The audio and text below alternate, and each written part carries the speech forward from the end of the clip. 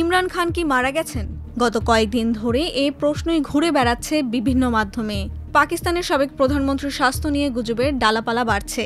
কারণ এরই মাঝে আদিয়ালা কারাগারে আটক ইমরান খানের সঙ্গে দেখা করতে চেয়েও পারেননি ইমরানের পরিবারের সদস্যরা। তাই সে অভিযোগ তুলেছেন তার বোন।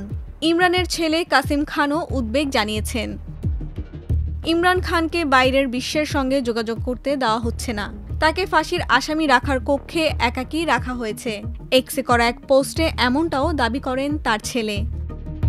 এসবের মাঝেই ভারতের সংবাদ মাধ্যমকে সাক্ষাৎকার দিয়েছিলেন ইমরান খানের বোন নরিন খান নিয়াজি, যা পাকিস্তানে আরও বেশি উত্তাপ ছড়িয়েছে।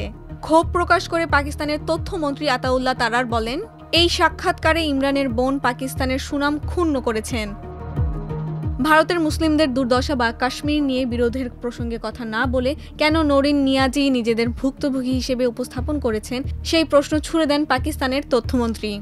তথ্যমন্ত্রী আরও বলেন, আপনাদের ধিক্কার জানাই যে আপনারা ভারতীয় চ্যানেলে গিয়ে দখল করা কাশ্মীর, মার্কাই হক, শহীদদের কথা বললেন না। ইমরান 2023 সালের আগস্ট থেকে কারাগারে আছেন এবং তার বিরুদ্ধে একাধিক মামলা চলছে।